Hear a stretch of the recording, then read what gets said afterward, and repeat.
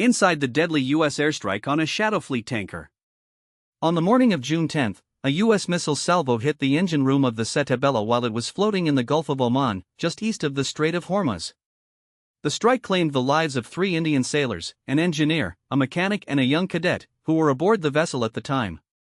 This attack marked the first and only civilian casualties in the United States blockade of Iranian ports, and it was the only incident that resulted in the loss of life outside the war zone clashes that have claimed 17 sailors' rebate since the conflict began, according to the United Nations.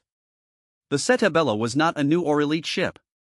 It had spent at least 5 years transporting Iranian oil, which was subject to U.S. sanctions, and it had repeatedly disguised its location in order to evade detection. In the days leading up to the strike, the tanker was engaged in risky ship-to-ship transfers of oil at sea, a practice the U.S. Navy had warned against as a violation of its blockade. Reports show the vessel's engine was off when missiles struck, leaving some experts to question whether the use of force was necessary or excessive. Sources tell us that the U.S. Central Command ordered the strike after the tanker failed to comply with multiple directives to stop its illicit shipments. The agency said it fired precision munitions into the engine room because the Setabelo had repeatedly ignored orders to cease its activities. The ship's crew, mostly Indian nationals and many of whom had joined within the past year, feared retaliation from their employers and spoke on the condition of anonymity when recounting events. They revealed a chain of conversations with U.S. military officials and witnesses that helped piece together the timeline leading up to the attack.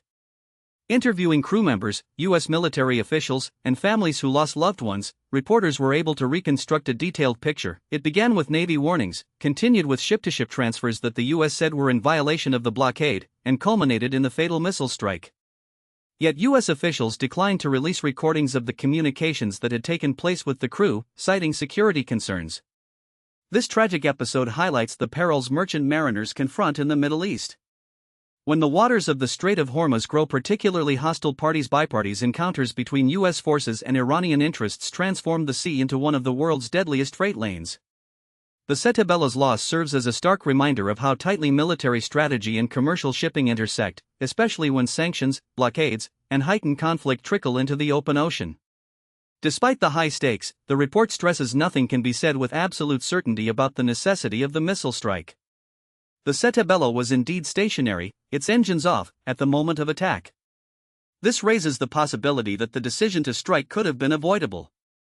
The incident stands as a poignant example of unintended casualties in modern maritime warfare.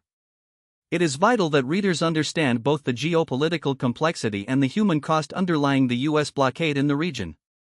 While policy decisions take place far from the decks of a small Indian vessel, the consequences are immediate and deadly for the crew aboard. Thank you for listening. If you want to hear more about the people behind this tragedy and the broader shipping risks in the Gulf, please stay tuned. Stay safe and subscribe for more in-depth stories.